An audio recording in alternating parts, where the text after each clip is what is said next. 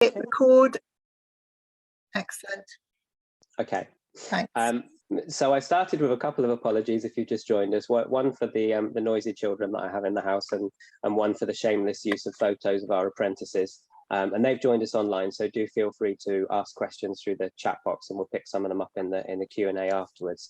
So I'm going to talk about the new postgraduate apprenticeship in ecology, the level 7 apprenticeship, and the opportunity of that to improve recruitment into the sector, reduce some of the barriers that people experience in entering the sector, but also talk about how we can use it to improve knowledge exchange. So what I'd like to do, if I can move to the next slide, hopefully, there we go, is explore a couple of themes. One is to tell you a little bit about who we are. One is to look at the problem that we have with the crisis in the ecology sector and barriers to participation, particularly in higher education. And then I'm going to talk about the apprenticeship model and share our experience of running the first cohort of apprentices since September and how it's going so far. So I think it's important to say that this is only one, there's only one part of the solution, and I'm not holding what we're doing up as a shining example of best practice, although I hope that, and I know that we're doing a pretty good job so far.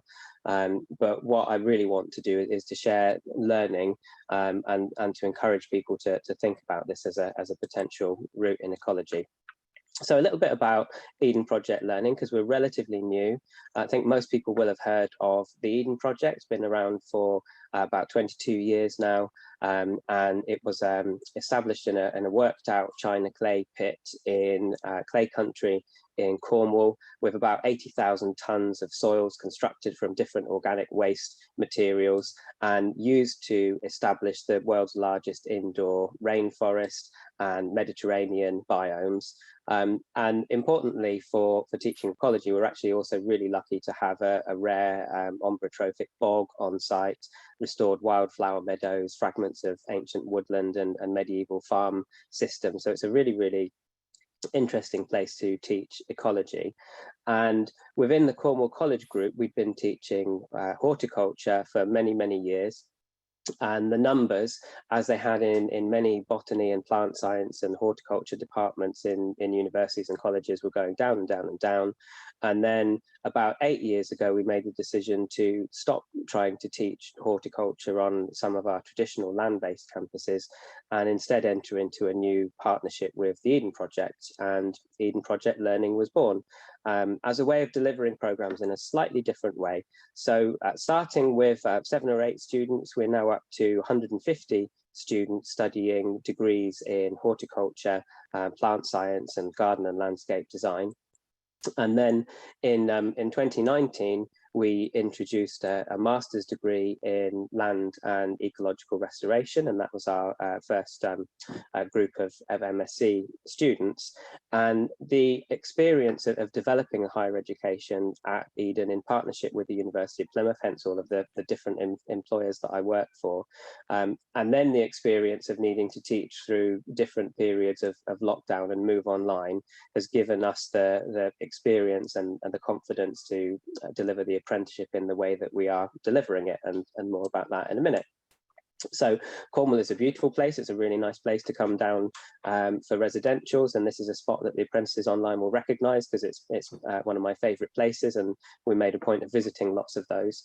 But Cornwall is also a really interesting county because 100 years ago it looked a little bit like Mordor, with metalliferous mining and china clay quarrying, and it's very much a post-industrial county with the highest sort of land surface area classified as derelict of most places in the UK, but it's also a rural agricultural place. And one of the things that we look at with our students almost before we do anything else is about the importance of baseline assessment and some of the rare species that are actually present in these post-industrial sites, like the Western rustwort, which is found in the china clay pits on bare areas of ground around the Eden Project. And we also suffer hugely from extractive agricultural practices and a need to transform some of our farming systems. So it's a really, really interesting place to teach. We've got fragments of temperate rainforest, and this is a site that we visited with apprentices at Cabilla, Cornwall, which have started a restoration and rewilding project on Bodmin Moor. So really good place to teach, lots of interesting challenges.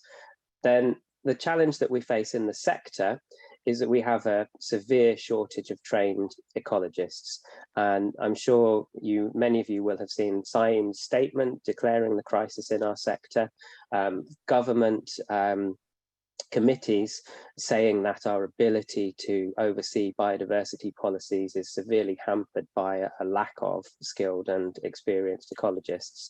And I've been kind of monitoring the number of job vacancies, and on Indeed today there were 460 vacancies using the word ecologist in them, and not one of them was an apprenticeship vacancy. So I'm interested in exploring why that is, and how we can do more to promote this as a potential route into the ecology sector.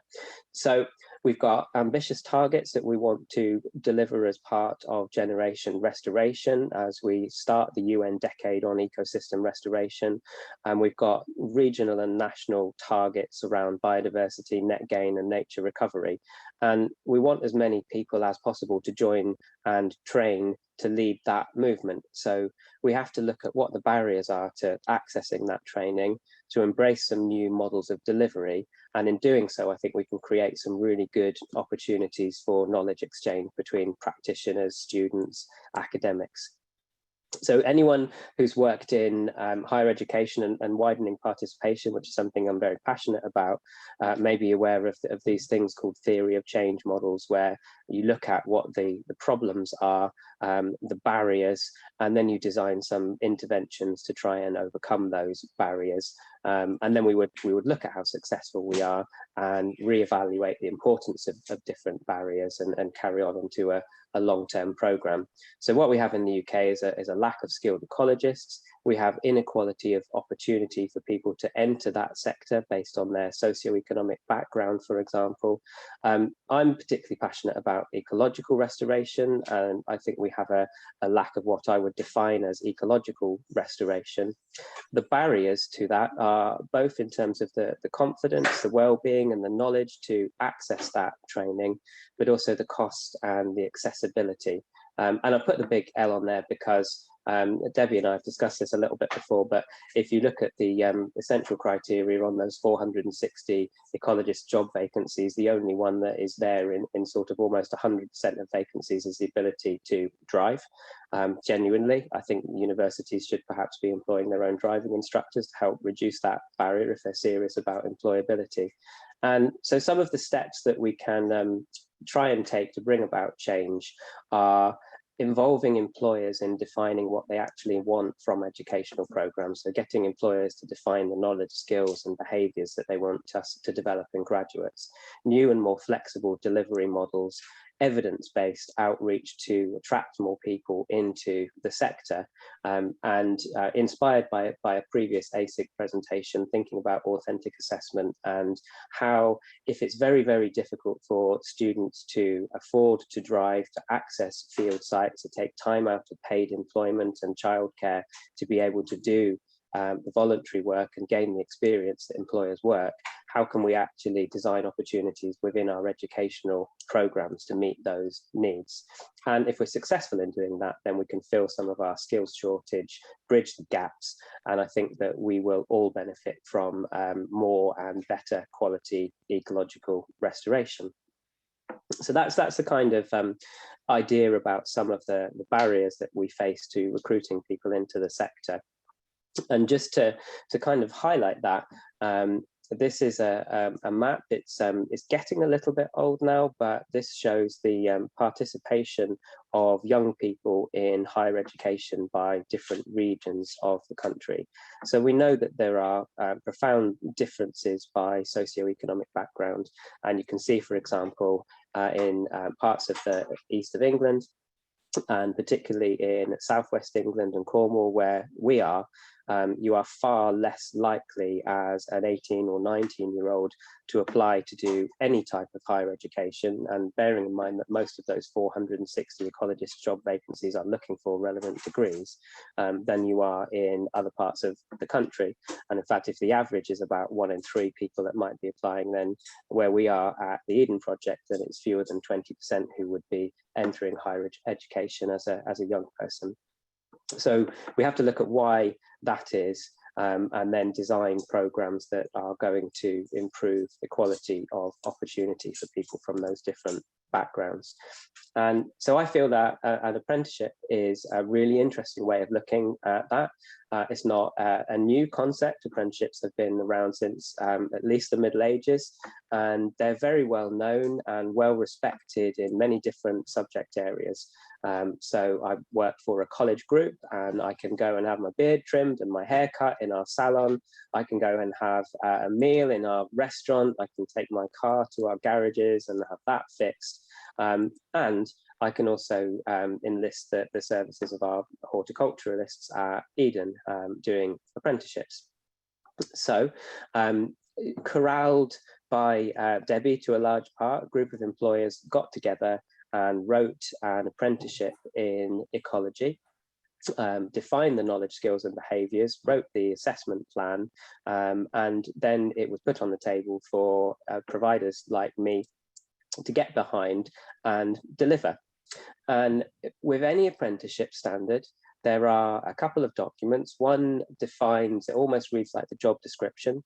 It defines the knowledge, skills and behaviours that apprentices need to develop during their training.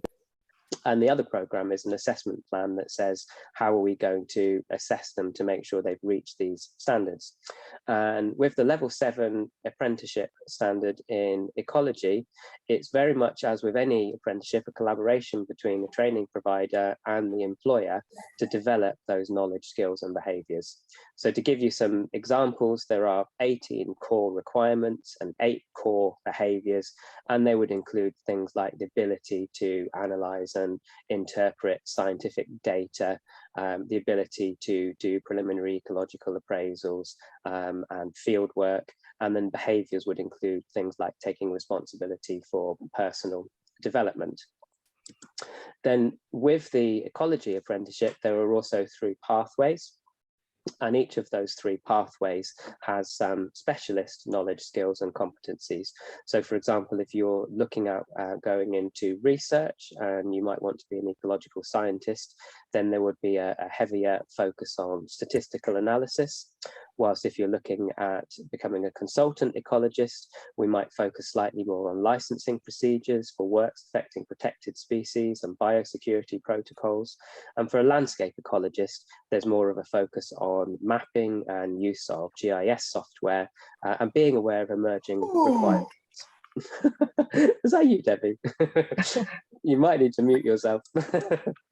And so to assess the eligibility of people to do the apprenticeship, it's open for new or existing employees, so we can recruit people into this as an apprentice ecologist, or we can identify people in organisations who might benefit from the professional development and help their own progression. And the important thing is that they mustn't already be fully competent, because the idea is that through the apprenticeship they develop those competencies. So what we actually do at interview is to get the apprentice to assess themselves with us to make sure that they're not already fully competent in all of the areas that we want to develop them in. Assuming they're eligible, then the apprentices complete a master's degree over 2 years part-time.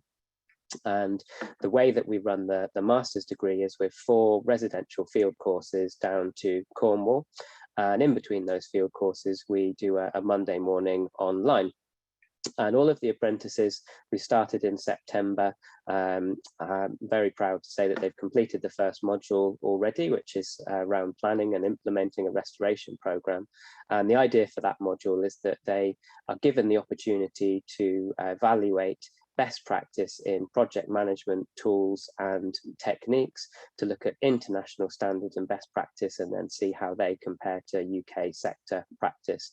That module is assessed with a group oral presentation, which they've all given, and a reflection on the knowledge and skills that have developed through the process, and also a written report on project management tools and techniques. And that's really, really interesting on the apprenticeship, because they're bringing in their experience from their own workplace. They're then given the opportunity to look at peer-reviewed academic articles and to look at other case studies, and to see where there are opportunities to learn from each other and to learn from the literature and propose new things to their employers. The end of the chunky part of the apprenticeship and the MSc, which is the bit that really excites students, is the substantial project. So it's a 60 credit research project. None of the apprentices have started that, although we're already having discussions about potential ideas for project work. And I think on the apprenticeship, that's a really good opportunity to evaluate and refine a process or a policy or a procedure in the workplace, and then benefit from a little bit of academic consultancy from tutors and from the students actually putting a lot of effort into quite a defined area and reviewing the literature in that area and trying something new. But the type of projects that we have supported for our full-time students that are kind of serving as examples to our apprentices are things like the use of soil eDNA for detecting plant species. So this was a project by one of our students in 2021, Emma, who now works for us, which is really, really nice. And that's in preparation for methods in ecology and evolution. Student last year, Maria, who had a non-science background, she was a solicitor. She worked with the Isles of Scilly Wildlife Trust and was able to take lots of expensive analysis kit out on the ferry over to the Scilly Isles and camp with it for a week and measure soil carbon content under different vegetation types at a triple SI, and then present the trust with management options based on carbon storage. And delighted to say that she's starting a PhD at Liverpool John Moores in February. And then we're not all about plants and soil, so we had Neve, who worked at Cabilla Cornwall with Jean-Claude and Sigourney, the beavers and their kits, and did a lot of modelling and mapping work to predict patterns of beaver dispersal from enclosures and the carrying capacity of Devon and Cornwall, and then also look at potential pinch points where they need to cross different types of land. And then a really interesting project we had was Liz, and she did some paleo-ecological research in the labs at Plymouth, and was taking soil cores on Bodmin Moor, and spent a huge amount of time doing microscopy, and was able to construct these really nice pollen diagrams to show the changes in different abundance of different species and different types of species over the last 4,000 years of this particular site. So really nice in terms of informing the longer term narrative at a restoration site as it moves away from agricultural use and into reforestation. So those are some of the types of projects that students complete. And then one thing about the apprenticeship is that you can complete the master's degree and graduate and throw your hat in the air at Truro Cathedral, but you haven't finished the apprenticeship, because that is the gateway at which we can ask for endpoint assessment. And the endpoint assessment is through a viva supported by the portfolio that apprentices keep on the programme, a practical demonstration and a presentation of the project work. And that would be done by an external endpoint assessment organisation, which currently is listed as SAIM. So in terms of the pros and cons of doing an apprenticeship, and I definitely think that some of the barriers and risks here, you can do a SWOT analysis for, and you can look at how you can turn these into opportunities. But there's a potential for apprenticeships to increase participation because apprentices can earn while they're learning and it provides an income. It can also influence participation by particular groups. So one thing that we did across the Cornwall College Group is we held our higher education fees below those of other providers to try and increase participation in an area where people are less likely to go to university. And it didn't work. And we've actually put our fees up to encourage better participation, which sounds really counterintuitive, but it's because if you hold the fees lower than everywhere else, there's a perception that the quality isn't as good.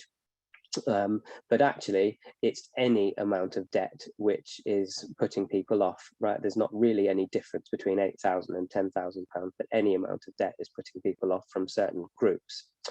So I think there's a really good opportunity for apprenticeships to remove some of that negative stigma associated with debt, particularly in those groups. And it's a great way of combining efforts to recruit. So we can help the employer to locate apprentices, and the government will list the job vacancies in another place. So the three of us can work together a little bit.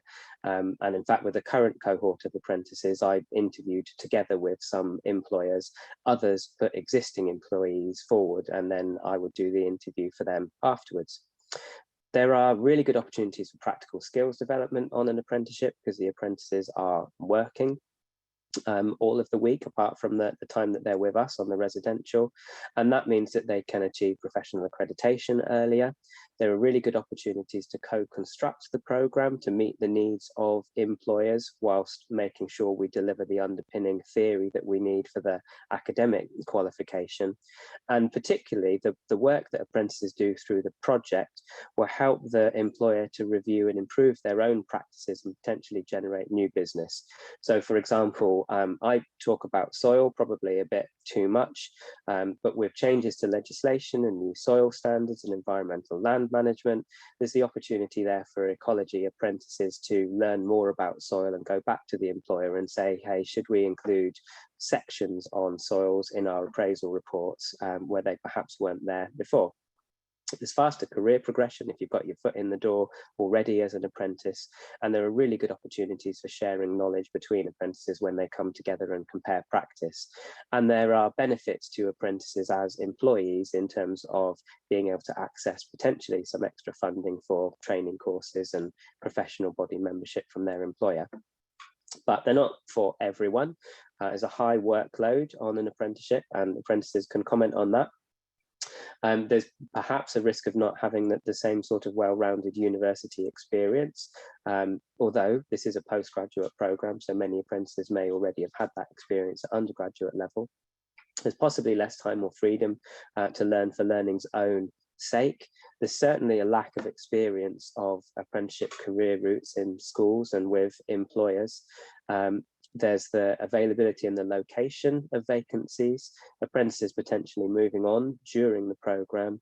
And for us as a training provider, if we've got a very mixed group of apprentices from different workplaces, we can't necessarily cater precisely to the needs of every different employer.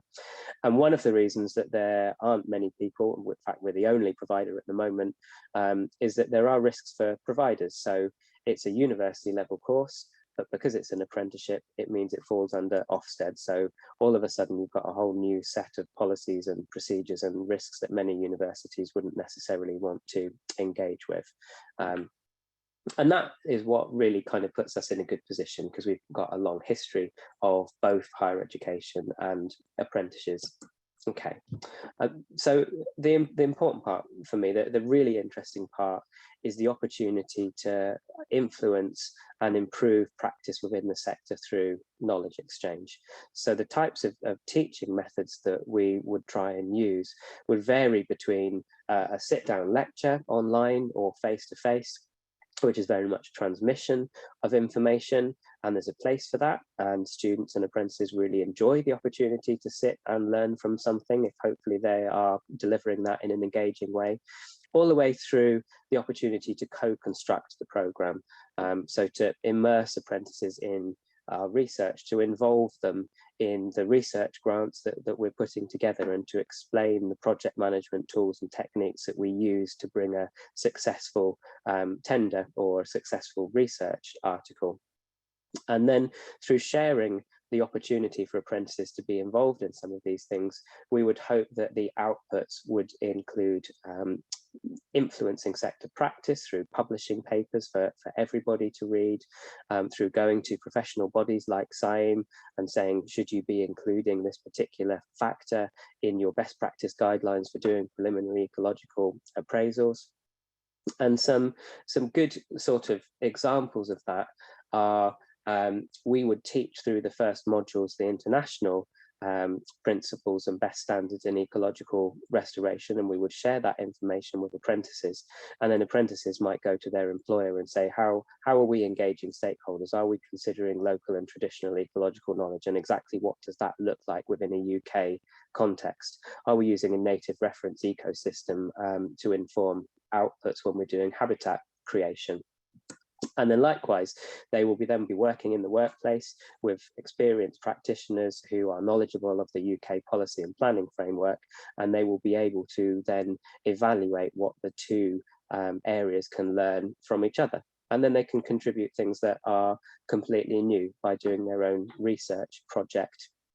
And hopefully the outputs from some of these things will be some fairly high profile publications, like the opinion piece that our students did last year in restoration ecology. So really good opportunities for knowledge exchange, particularly on an apprenticeship program, I think. So that brings us to our first group of apprentices who started in September. We started with a small and perfectly formed group of 7 apprentices who are 2 from the Woodland Trust. So we've got Rob and Hannah from the Woodland Trust.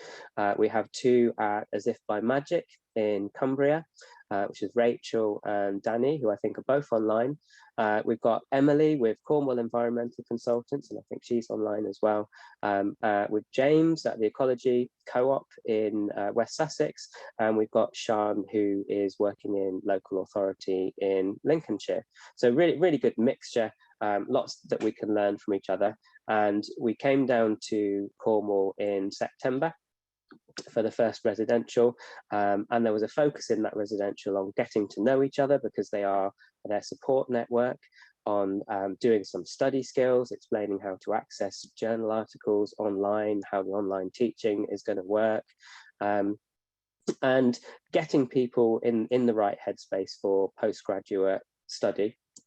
We put them on the spot almost immediately. Here we have got Sian and Emily presenting to the rest of the group on the first day of the course, I think, around restoration and types of information that we need to consider when we might be designing a restoration project. We had the opportunity to explore Eden after hours and learn more about the techniques that were used at Eden, and just get to know each other with some social activities. We went to a variety of different field sites. So this was looking at dune restoration as part of the Dynamic Dunescapes project with Cornwall Wildlife Trust. We looked at reforestation and temperate rainforest systems on Bodmin Moor at the start of this long-term restoration project, and the importance of baseline surveys, and also of considering changes in soils during that process. And I was completely upstaged by Gloria the pig whilst attempting to show apprentices how to measure carbon dioxide emissions from soils. And then in the evenings we did some barn owl surveys, a beaver walk, and we got together and we had a barbecue. So it was a pretty good week, I think. But then after that, it is back to studying online. Sorry, Emily and Danny, I couldn't resist putting that one in there in the last session that we did before the Christmas holidays.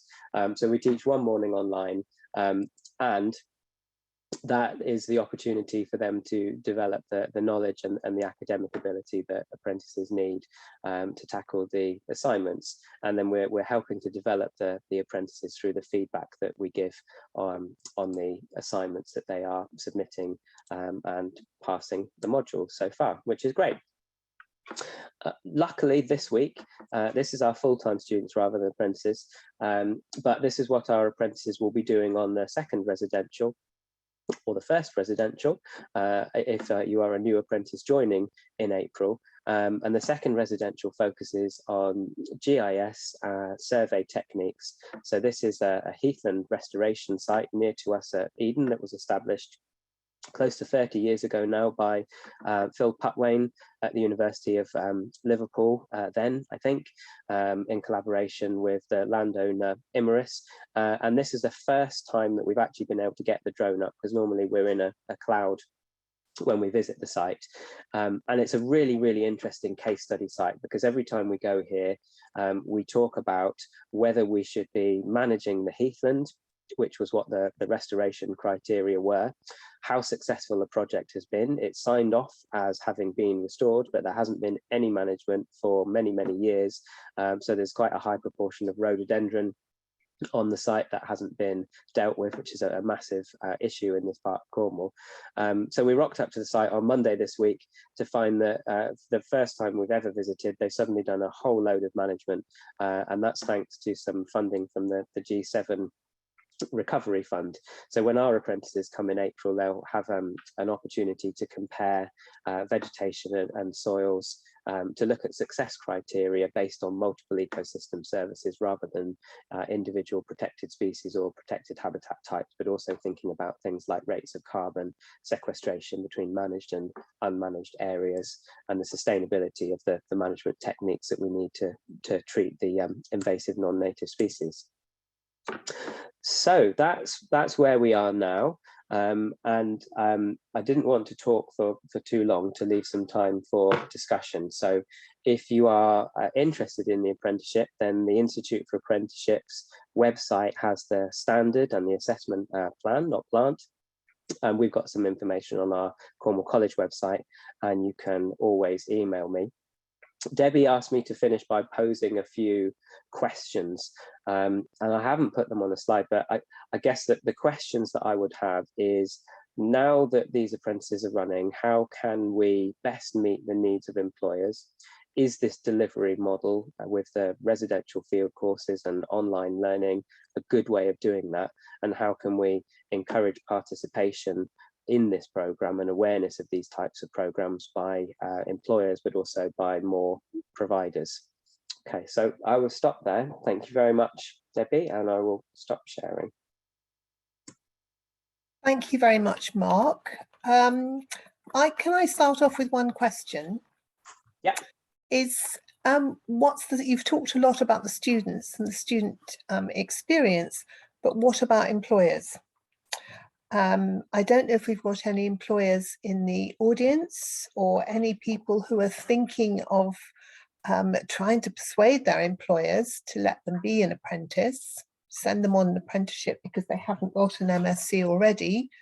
But funding, government funding to, which is why I set this all up in the first place, was, well, I was teaching MSc students and I was absolutely horrified with the amount of debt they were coming out of university with, and saw the apprenticeship levy as an opportunity to do something about it so that it wasn't happening. Yeah, absolutely. If you are an employer of a certain size and you're paying into the apprenticeship levy, then you use your digital account to pay for the training, which means it's money that you would lose if you weren't using it to pay for training, if that makes sense.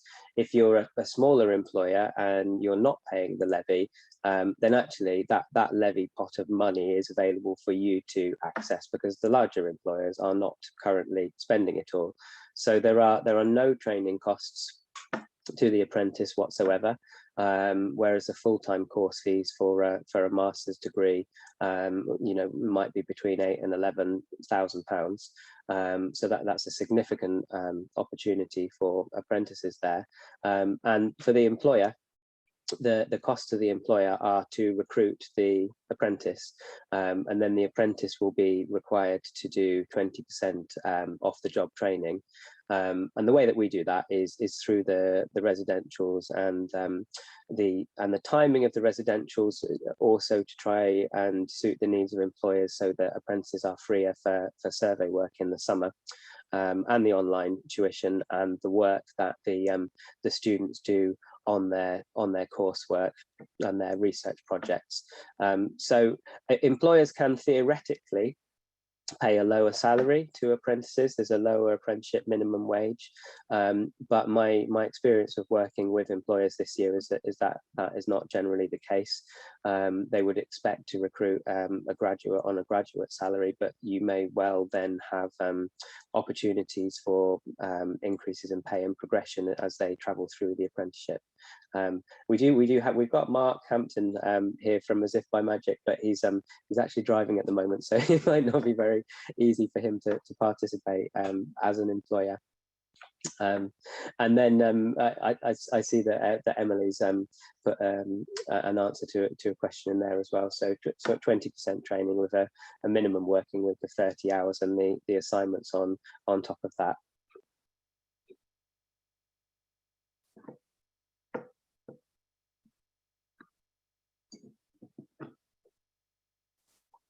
Would be interesting to know who is in what category in the audience, but we don't have, or at least I don't have, a hand up option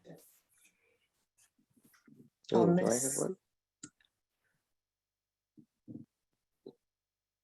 one? You've got a reaction button, so if you click on the reaction, you can put a thumbs up or a on there. Maybe we can ask people to do that. How many apprentices do we have? You probably know this, don't you? Let me try and look at all of the participants and they'll be able to tell you. Oh, we've got some thumbs up. So these are thumbs up for apprentices, are they? So we've got Lorraine Poole as an employer. Claire Bennett is actually one of our apprenticeship advisors, so it's really nice for her to join and find out more. Mm-hmm. We've got Danny and Emily as apprentices, Mark as an employer, and then we've got Rachel and Sean as apprentices. And I don't think I've missed any, but that's quite a significant proportion of our first group, which is really good. Thank you. And you said that you're having another intake in April. I understand that you've had quite a lot of interest from some big employers, so you're hoping that's going to be a big group. If anyone was interested in joining in April, maybe it would be useful to tell them what they need to do, timescales, that kind of thing. Absolutely. So get in touch with me as soon as possible, basically, or Claire, who is on the call too as apprenticeship advisor, and then it's up to the employer. I want to speak to everyone before we offer a place on the program. So if the employer has someone in mind and they want to put them forward, then I will talk to the prospective apprentice and make sure they fully understand the commitments on the program. Or if the employer has a vacancy and would like to recruit, then we're happy to help share job adverts through things like social media, and then potentially be involved in shortlisting so that we can check eligibility criteria and help out with interviewing, as we did with As If by Magic. So yeah, so it's a get in touch by email as soon as possible. That residential is from the 4th of April. So it's held down here in Cornwall, and for the apprentices starting with that as their first residential, there will be a day or so of induction activities, icebreaker activities, evening events around Eden, but then a really big focus on visiting some field sites and collecting the data that they need to start working with GIS and mapping software, with the aim of completing that 20 credit module before June. We've got a question in the chat from Paul, who is saying, what do people do if they don't already have an employer? if they don't already have an employer, so we will maintain, as I know you do as well, Debbie. I know we will maintain a list of people who have inquired, and I've spent quite a lot of time this afternoon having those conversations. So again, we've got those 460 vacancies, and I've got people ringing me and saying I would really like to become an apprentice. So we can help to match those. And I've also started to encourage the people who are ringing me, say, well, you know, we will keep your details, and when a vacancy becomes available, we'll let you know. Or also have a look at those vacancies and ring those employers and say, have you considered an apprentice for this particular vacancy? And I know our team do exactly the same. It's a new program, and there are many reasons that the apprenticeship didn't start earlier after it was approved, you know, due to COVID, due to the constraints of getting these programs up and running in a university. But now it's here, it's kind of announcing ourselves and generating interest in the program. Yes, I mean, when we were developing the program, we had, you know, the employers on the Trailblazer group. It took longer than expected to actually get the apprenticeship all signed off and up and running, partly because level 7s are quite a new thing. It's you know, they're more familiar at level sort of 2, 3 and 4, and then it was the issue of getting a university to offer it depends on the demand, but the demand also depends on it being available. So, you know, ideally we'd have this apprenticeship running at you know, a nice spread of universities across the country, but the other option is to do what we're doing at the moment, which is the residentials and the online teaching, to enable it to get over the geographical barrier. Yeah, absolutely. And it is really good that we have got people from different areas and different types of employers, because we learn so much from each other. I think that's one of the best things really about this program is when the apprentices gave their oral presentations for the first module, and chose local case studies and sites that were interesting to them. It was just really nice learning from each other about those.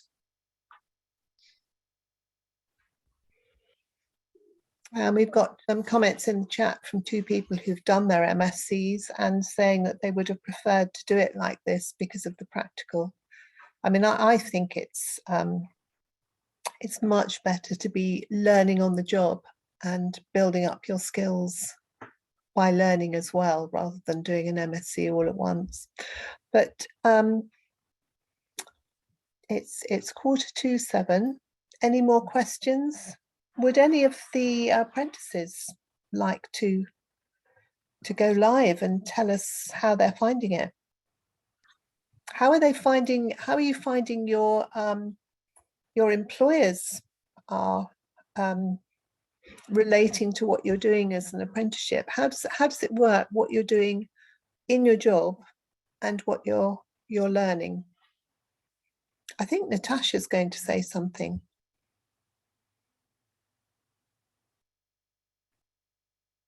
Oh, I don't mind stepping in.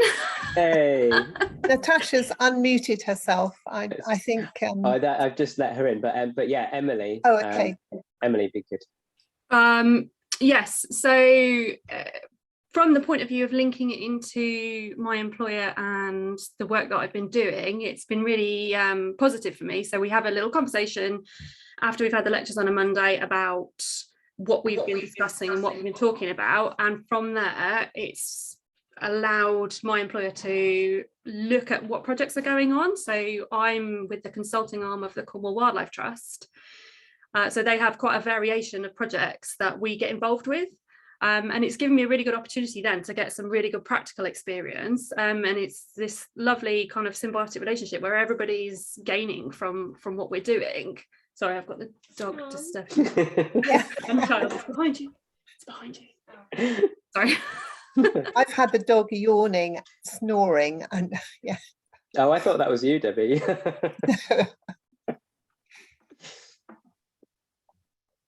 Thank you, Emily. And Emily, of course, has a slight advantage over some of the other apprentices in that she is in Cornwall. So if she wants to pop up and do some soil analysis or something in the lab, then she's able to do that at Eden. Although I do understand that Danny and Rachel are bringing some samples down from Cumbria for the next residential. That's an interesting point, actually. When they come to do their projects, how much is that going to be, you know, in your labs, and how much is it going to be within their workplace? So it needs to be, I mean, firstly, it needs to be something they're really, really interested in and passionate about, as anyone who's done a project at postgrad or undergraduate level will know. The best sorts of projects are ones that are going to make a difference in the workplace. So where you've got access to a site or where you want to review a procedure. And the projects could be experimental, they could be practical, or they could be systematic reviews. And most people would like to do field-based practicals, but certainly in the past we've had systematic reviews or mapping-based projects that have looked at suitability of different areas for habitat recreation. Or we had one last year which looked at forestry and IUCN rewilding principles and how many of those were actually already being employed in different forestry practices. So good opportunities to do those. The focus of the third and fourth residentials really in the second year of the programme in the September and the April. The September is very much about developing the research proposal and the research methods and learning some techniques for that.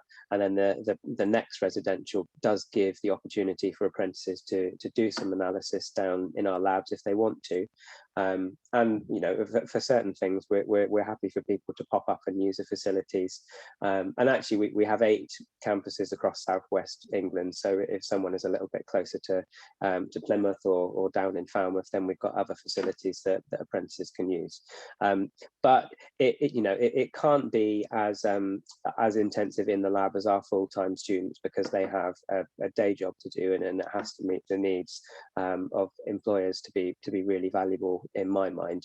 But there is certainly the opportunity to pick a problem, generate a hypothesis, and then test that using either field or lab methods or systematic review.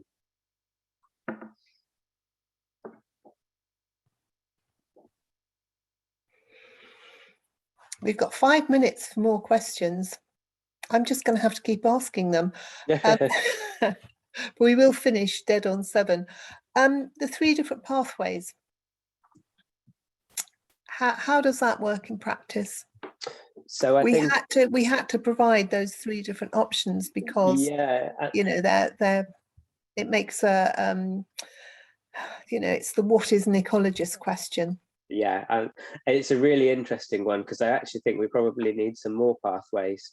Because I think one of the things that it's really, really important, and particularly in getting the programme up and running, it's really important that the apprentices genuinely have the opportunity in the workplace to develop the competencies that they need for that specialist pathway. So the academic component, the MSc that we can run, actually, because I wrote it at the same time as the apprenticeship was being written, it meets the requirements for most of the pathways. So all of the apprentices will do statistics in R and mapping in GIS, for example, and everyone learns about biosecurity and invasive non-native species. But to get really good in some of those specialist areas, then it's important that the apprentice has the opportunity to practice those skills in the workplace. So that's a real collaboration, that part.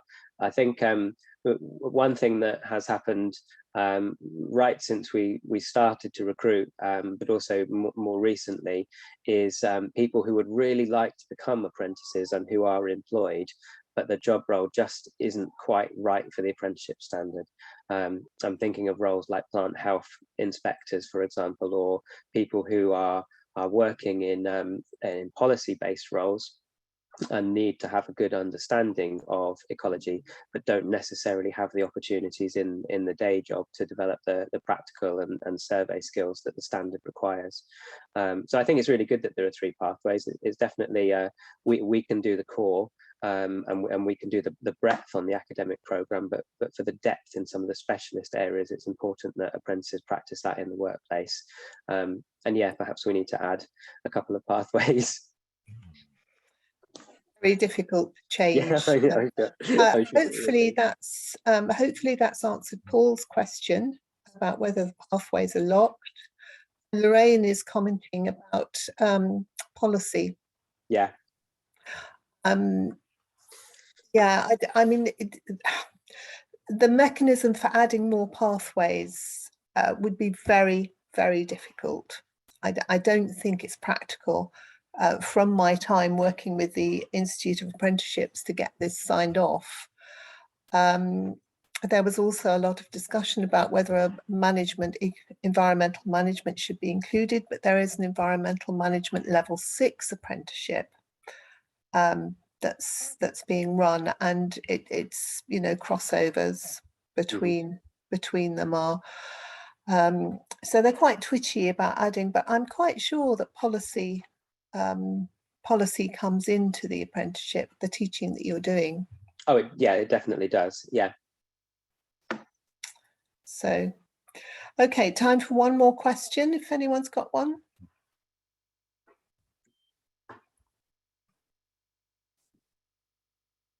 Well, in which case, I'll start sharing my screen.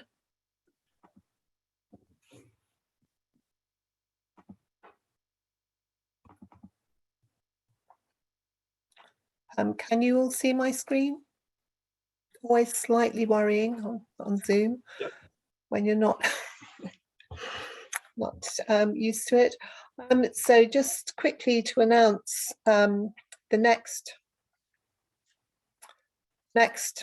one of these discussion events. I'm delighted actually that we've got the president of the Chartered Institute of Highways and Transport in discussion with Sam Bauer, who is the UK head of ecology and arboriculture for Balfour Beatty. So we've got someone who's from the engineering side who is designing and implementing road schemes, and we've got someone from the keep the engineers legal side to sum it up. And I work closely with both of them, and I think it should be a really good discussion. So bookings should be open for that on the SIEM website. If any of you are not SIEM members, you can still book. It's not a problem.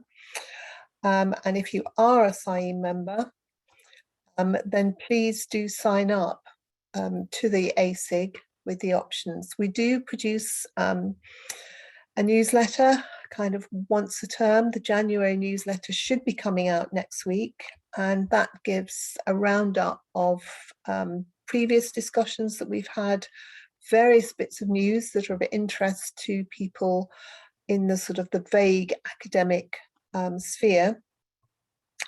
And all of our talks, these discussion events are available on YouTube, the SIEM YouTube channel. And we're very keen to have more people discussing topics, proposing topics for these events. And, I think soil is one that we probably should be having, Mark, and I might need to talk to you about that later, because perhaps it doesn't feature as much as perhaps it should. And the other thing that the academic special interest group is really interested in is identifying gaps where linking up between the research agenda and practitioners would be really useful. So we're very keen to hear from practitioners where they feel more research should be carried out, and the idea being that then maybe we can get a body of a sort of impetus behind trying to get research funding for addressing some of the gaps. Thank you very much. We've also still got vacancies on the committee. If you're, that is restricted to SIEM members. We do have one student member at the moment. We don't have an apprentice member on the committee of the academic special interest group. that's maybe something we could consider. So 2 minutes to 7. Thank you very much, everybody, for attending, and hope to see you next time. And Mark, thank you very much. Thank you, Debbie. So Thank you, everyone. Stop sharing, and Mark, I think you probably have to stop recording. Oh, I probably do. Let's have a look. And yeah. hopefully you're I do. Hopefully you're recording to the cloud. Yeah, I'll do that now. There we are. Stop recording to